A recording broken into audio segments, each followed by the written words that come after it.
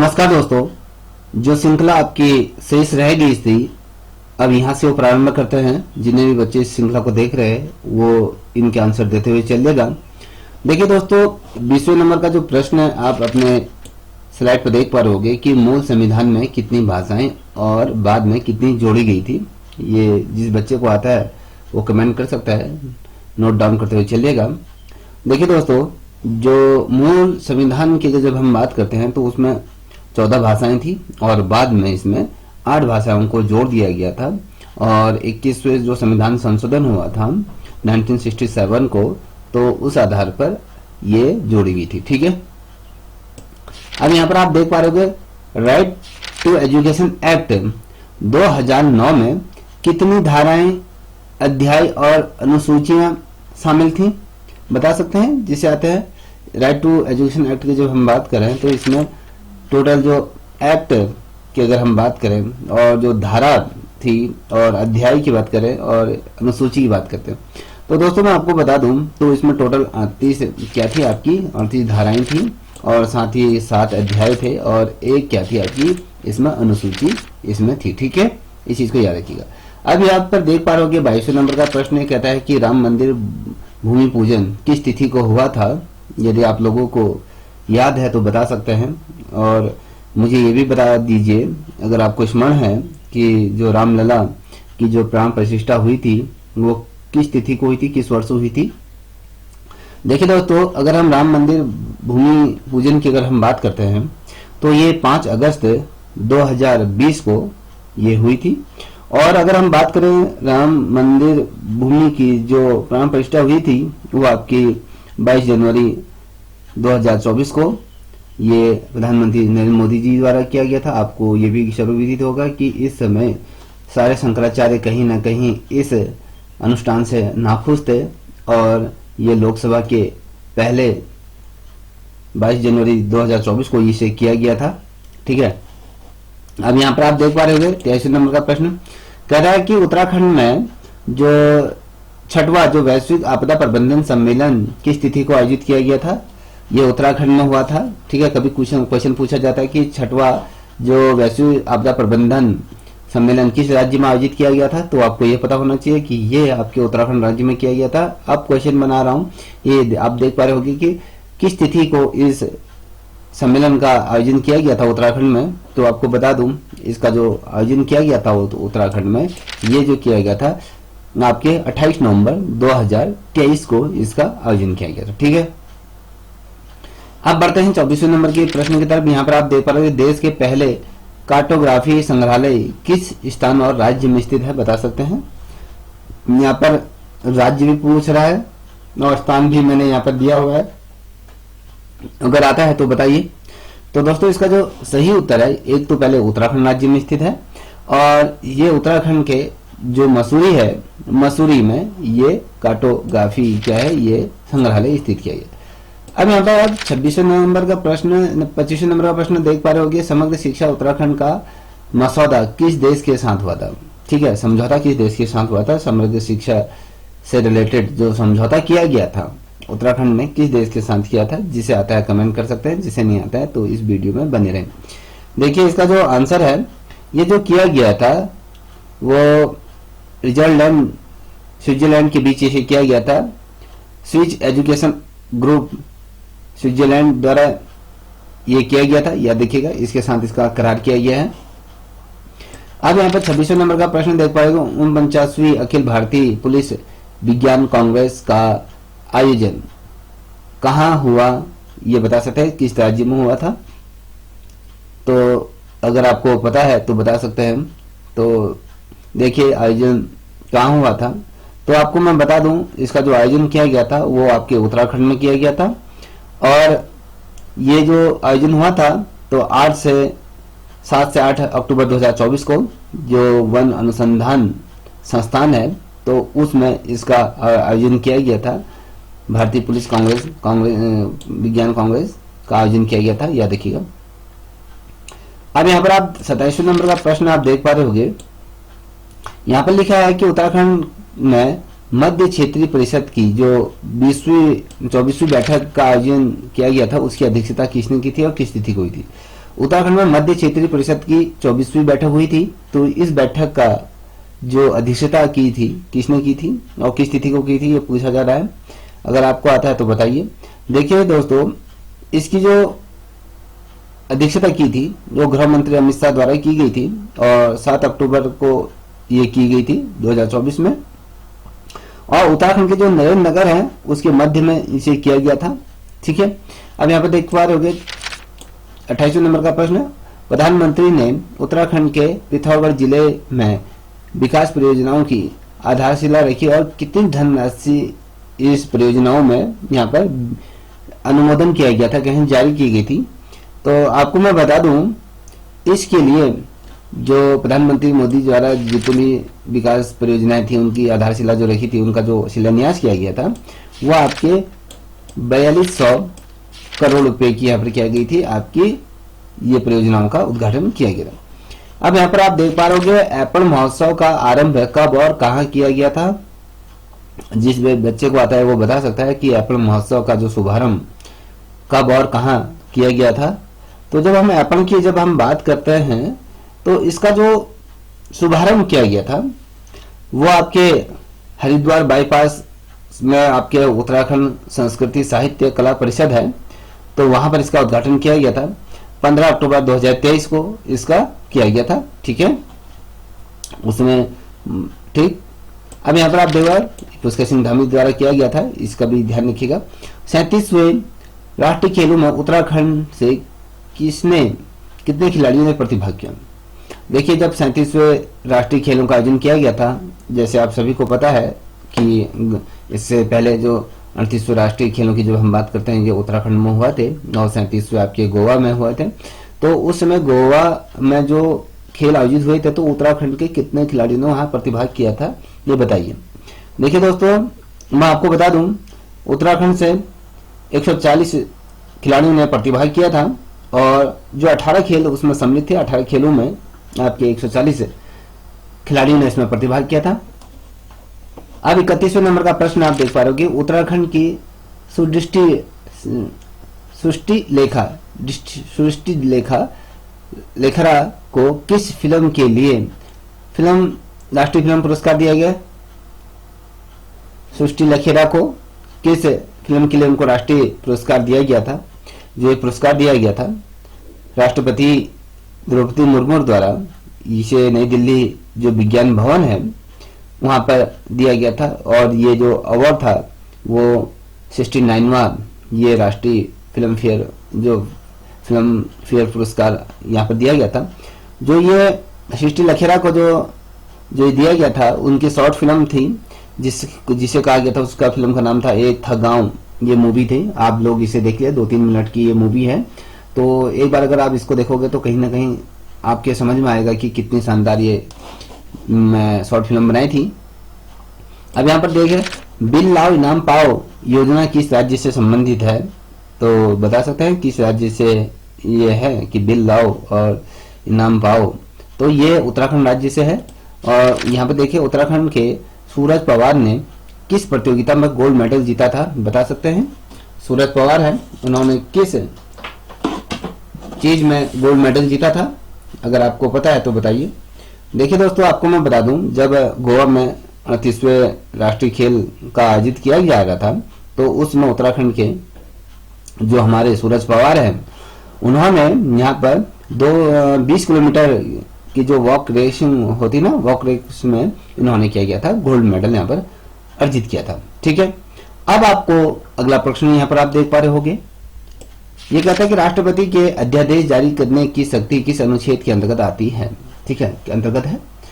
तो राष्ट्रपति को जो अध्यादेश जारी करने की जो शक्तियां होती हैं वो किस आर्टिकल के अंतर्गत उसमें वर्णन किया गया है। तो आपको मैं बता दूं, जो ये आर्टिकल है 123, इस आर्टिकल के अंतर्गत क्या है, राष्ट्रपति को ये अधिकार है। ठीक है, अब यहाँ पर आप देख पा रहे हो 35वें नंबर का प्रश्न ये कहता है कि हिंदी में सर्वनामों की जो संख्या है कितनी है। सर्वनामों की अगर हम संख्या की बात करते हैं तो बता सकते हैं कि कितने सर्वनाम हैं, कितने, अगर आपको पता होगा तो निश्चित रूप में बताइए। देखिए दोस्तों, इसका जो राइट आंसर है मैं आपको बता देता हूं, अगर नहीं आ रहा है तो 11 है। ठीक है, अब देखिए यहाँ पर देखिए ME सैंडलर आयोग जो 1917 में स्कूली शिक्षा को वर्ष करने का सुझाव ये दिया था। ठीक है, ये बताइए। तो ये जो सुझाव दिया था ये कितने वर्षों का करने का सुझाव दिया था? कहने का मतलब है कि जो सैंडल आयोग था उसने स्कूली शिक्षा को कितने वर्ष का करने का सुझाव दिया था, तो ये है। तो ये जो किया गया था उन्होंने कहा था कि भाई 12 वर्ष की क्या होनी चाहिए आपकी ये स्कूली शिक्षा होनी चाहिए। तो 12 वर्ष, एक से लेकर हम जो 12 पढ़ते हैं तो ये 12 वर्ष की आपकी शिक्षा होनी चाहिए। अब यहाँ पर देख पा रहे होंगे 38वें नंबर का प्रश्न, विश्वविद्यालय के उप सदस्यों का कार्यकाल कितने वर्ष का होता है? जो विश्वविद्यालय के जो सदस्य होते हैं उनके उप कार्यकाल की जब हम बात करते हैं तो ये कितने वर्ष का होता है? तो आपको बता दूं दोस्तों, ये जो इनका कार्यकाल होता है वो आपके 6 वर्ष का होता है। ठीक है, अब यहाँ पर आप देख पा रहे होंगे तो 39 नंबर का प्रश्न, राष्ट्रीय शिक्षा को पीछे की जाने वाला जो अधिनियम की जो संख्या किसे दी गई थी, किसने दी थी, ये बताना है कि जो राष्ट्रीय शिक्षा को जो पीछे धकेल रही है इसकी संख्या किस व्यक्ति द्वारा दी गई थी, किसने कहा था कि ये पीछे कर रही है राष्ट्रीय शिक्षा को? तो आपको बता दूं गोपाल कृष्ण गोखले वो थे।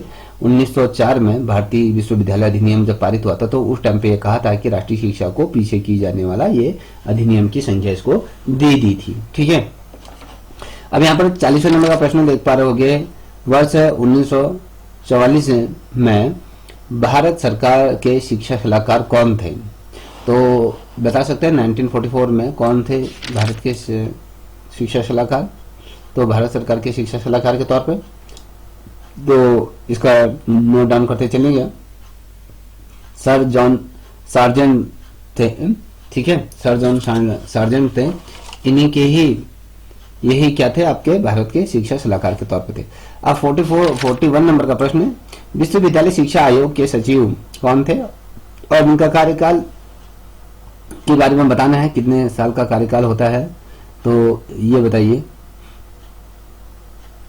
बता सकते हैं? जिसे भी आता है वो मुझे बता सकते हैं। ये बहुत ही महत्वपूर्ण प्रश्न है कि हमने कहा कि विश्वविद्यालय शिक्षा आयोग के सचिव कौन थे, इसका कार्य क्षेत्र क्या है, ये इनका जो कार्य क्षेत्र है किस कार्य क्षेत्र से आते हैं? ठीक है, तो मैं आपको बता दूं श्री निर्मल कुमार थे जो एक professor of English and don faculty of art जो लखनऊ विश्वविद्यालय है उसके प्रोफेसर थे और इनको विश्वविद्यालय शिक्षा आयोग के सचिव के रूप में नियुक्त किया गया था, याद देखिएगा।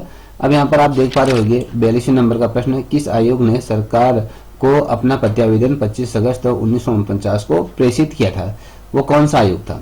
तो आपको मैं बता दूं 25 अगस्त 1949 को जो प्रेषित किया गया था वो राधा कृष्णन आयोग, जिसे हम विश्वविद्यालय अनुदान आयोग या विश्वविद्यालय आयोग के नाम से हम इसे जानते हैं। ठीक है, अब यहाँ पर आप देख पा रहे होंगे विश्वविद्यालय आयोग द्वारा सरकार को कितने अध्याय व प्रश्नों का प्रतिवेदन प्रेषित किया गया था? तो दोस्तों जो विश्वविद्यालय अनुदान आयोग का जो ड्राफ्ट या सिफारिशें जो प्रतिवेदन जो भेजे गए थे तो वो अगर मैं बात करूं तो वह आपके प्रथम खंड में 18 अध्याय थे और अगर मैं बात करूं तो 747 पृष्ठ थे और दूसरे खंड की अगर बात करते उसमें 1356 प्रश्नों वाला संपूर्ण क्या था एक प्रतिवेदन दिया था।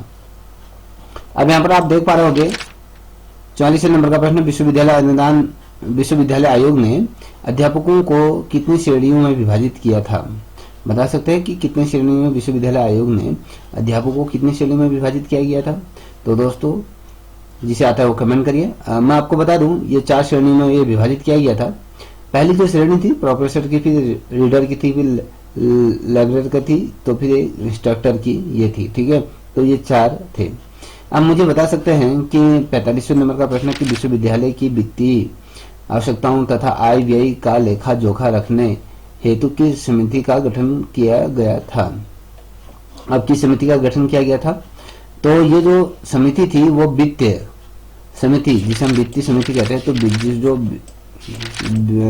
धन का या वित्त का लेखा जोखा रखते तो वित्तीय समिति वो नाम दिया गया था। ठीक है, ये वित्तीय समिति इसको कहा गया था। अब यहाँ पर आप देख पा रहे 46वें नंबर का प्रश्न है कि विश्वविद्यालय आयोग ने महाविद्यालय व विश्वविद्यालयों में छात्र संख्या का कितना निर्धारण किया था, कितने महाविद्यालय में होने चाहिए छात्र और विश्वविद्यालय में कितना अनुपात रखा था, बता सकते हैं।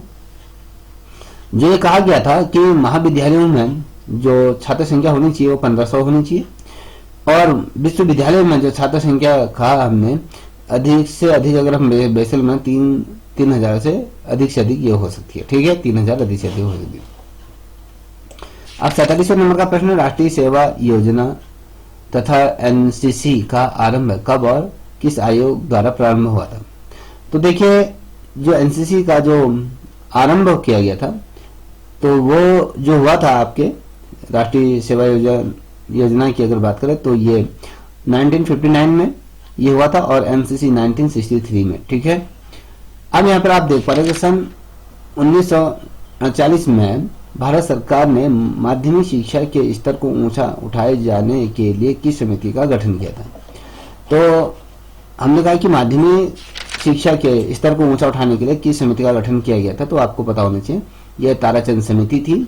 इस समिति ने अपनी जो रिपोर्ट दी थी केंद्र सरकार को जो प्रस्तुत की गई थी 1949 में, इसने ये अपनी रिपोर्ट प्रस्तुत की गई थी। कौन सा ये समिति थी? ताराचंद समिति। ठीक है, अब यहाँ पे देखिए 49वें नंबर का प्रश्न, केंद्र सरकार के सामने माध्यमिक शिक्षा आयोग की नियुक्ति का प्रस्ताव किस वर्ष रखा गया था। तो ये बता सकते हैं कि किस वर्ष रखा गया था। तो जो ये रखा गया था साल था आपका 1951 में ये प्रस्ताव रखा गया था। ठीक है, 1951 में। अब 50वें नंबर का प्रश्न आप देख पा रहे होंगे कि कहता है कि माध्यमिक शिक्षा आयोग ने अपनी रिपोर्ट तैयार कर किस तिथि को केंद्र सरकार को प्रेषित की और यह प्रत्यावेदन कितने प्रश्नों का था। ठीक है, माध्यमिक शिक्षा आयोग की हम बात कर रहे हैं। जो ये माध्यमिक शिक्षा आयोग ने जो रिपोर्ट अपनी प्रस्तुत की थी वो आपके 29 अगस्त 1953 को की गई थी और हम अगर प्रश्नों की संख्या की अगर बात करें तो ये 244 प्रश्न इसमें थे। ठीक है, अब 51वें नंबर का प्रश्न आप देख पा रहे होंगे, ये कहता है कि माध्यमिक शिक्षा आयोग ने शिक्षा से संबंधित कितने पहलुओं पर प्रकाश डाला था। माध्यमिक शिक्षा ने शिक्षा के जो विभिन्न जो पहलू थे कितने पहलुओं में उसने प्रकाश डाला था। आपको बता दूं जो ये माध्यमिक शिक्षा की अगर बात करें तो इसने 14 जो प्रकरण थे तो उन पहलुओं पर प्रकाश डाला था। ठीक, अब 52वें नंबर का प्रश्न आप देख पा रहे हो कि शिक्षा निदेशक का कार्य क्या होता है और इसका पद कम से कम किसके समकक्ष होना चाहिए।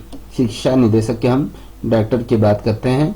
तो आपको मैं बता दूं शिक्षा मंत्री को बेसिकली आप कहें तो शिक्षा मंत्री से संबंधित होता है क्योंकि ये शिक्षा मंत्री को सलाह देता है और जॉइंट सेक्रेटरी के समकक्ष इनका क्या होता है, आपका ये पद होता है। ठीक है, अब यहाँ पर 53 नंबर का प्रश्न, माध्यमिक स्कूलों को दिए जाने वाला दान किससे मुक्त होना चाहिए, कहा गया है किससे मुक्त होना चाहिए। तो बेसिकली ये जो माध्यमिक शिक्षा के स्कूलों को जितने भी जो धनराशि आवंटित की जाती है वो किससे मुक्त होना चाहिए। हम अगर आपके सामने रखूं तो जो ये इनकम टैक्स होता है तो इससे क्या होना है, ये मुक्त होना चाहिए, आयकर से मुक्त होना चाहिए, इनकम टैक्स से मुक्त होना चाहिए। अब यहाँ पर देखिए 54 नंबर का प्रश्न है कि माध्यमिक शिक्षा किस आयु वर्ग के बच्चों के लिए होकर और इसकी अवधि क्या है। ठीक है, तो बता सकते हैं कि कितने आयु के बच्चों के लिए यह है और इसकी अवधि क्या है। हम अगर बात करें तो ये 11 से 17 वर्ष के आयु वर्ग के बच्चों के लिए है और इसकी जो अवधि होती है वो 7 साल की होती है। इस चीज का मनन करें। अब यहाँ पर देखिए 55 नंबर का प्रश्न, 55 नंबर का प्रश्न क्या कह रहा है कि 12वीं कक्षा को डिग्री कोर्स में जोड़ दिया जाए किस आयोग का सुझाव था। कि भैया जो 12वीं कक्षा का को क्या डिग्री कोर्स में कन्वर्ट कर दिया जाए, उसको जोड़ दिया जाए, तो ये जो कही गई थी ये बात, ये किस आयोग ने इस बात को रखा था, ये आपको बताना। देखिए तो मैं आपको बता दूं जो ये कहा गया था ये माध्यमिक आयोग का ये सुझाव था, माध्यमिक आयोग ने इसे कहा था। ठीक है, अब यहाँ पर आप 56 नंबर का प्रश्न देख पा रहे हो, किस वर्ष या आयु वर्ग के बच्चों को माध्यमिक शिक्षा आयोग के अनुसार राजनीतिक आंदोलनों में भाग लेना और चुनाव प्रचार करना गैर कानूनी घोषित किया जाए। तो ये किस वर्ष के आयु के बच्चे थे जिनको ये इन चीजों से दूर रहने के लिए बात करेंगे। तो आपको बता दूं ये 17 वर्ष से कम वर्ष के जितने भी आयु के बच्चे हैं उनको ना ही आपके राजनीति, ना ही आपके राजनीतिक चुनाव प्रचार या इत्यादि करने में गैर कानूनी माना जा रहा है।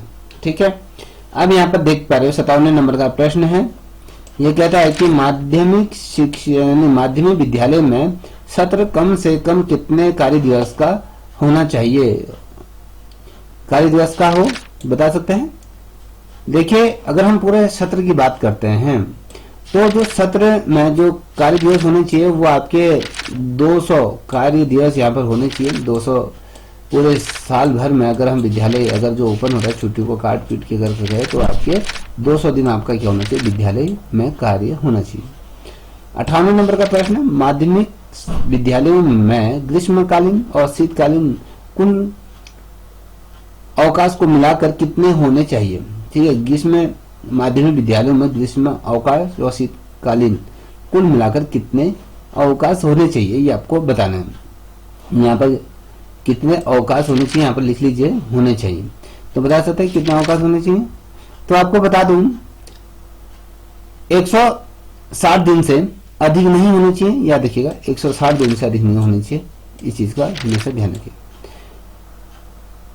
अब बात करेंगे अगले प्रश्न की।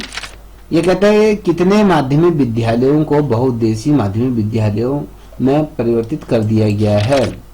अगर आप लोगों को आता है तो बताइए, और कितने वर्षों में ये किया गया था? आपको मैं बता दूं ये 10 वर्ष लगे थे और 2115 विद्यालयों को बहुउद्देशीय माध्यमिक विद्यालयों में कन्वर्ट कर दिया गया।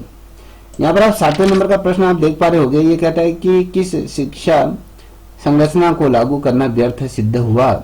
ऐसी कौन सी संरचना थी? जैसे मैं कह रहा हूँ 10+2, 10+3, और अगर हम कहें 5+3+3+4, ये जो इस तरीके की या कहें, तो मैं आपको बता दूं इसमें जो कहा गया था 5+6+3, 5+6+3 जो ये कॉन्सेप्ट था इसको लागू करना व्यर्थ सिद्ध हुआ।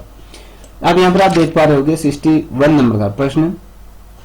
ये कहता है कि भारतीय संदर्भ में माध्यमिक शिक्षा को अधिकांश कितने प्रतिशत बच्चों के लिए पूर्ण माना गया है? देखिए, आपके विद्यालयों में जो बच्चों की स्ट्रेंथ होनी चाहिए, एक माध्यमिक विद्यालय की शिक्षा को अधिकांशतः कितने बच्चों के प्रतिशत के रूप में माना गया, पूर्ण माना गया? तो आपको बता दें 70% बच्चे आपके होने चाहिए। 70% अगर बच्चे हैं तो ये माध्यमिक शिक्षा के लिए पूर्ण माना जाता है। ठीक है, तो दोस्तों अगर आपको ये श्रृंखला आपके परीक्षा के दृष्टिकोण से अगर हेल्पफुल लगी हो तो मैं आपसे रिक्वेस्ट करूंगा कि इस चैनल को भी आप सब्सक्राइब करें और साथ ही अपने दोस्तों को साझा करें। इसी तरीके की जो श्रृंखलाएं आपके जब तक पेपर नहीं हो जाते तब तक इसी तरीके की कंटिन्यू में लेते हुए आऊंगा। तब तक देखता ही, जय हिंद, जय भारत, जय उत्तराखंड।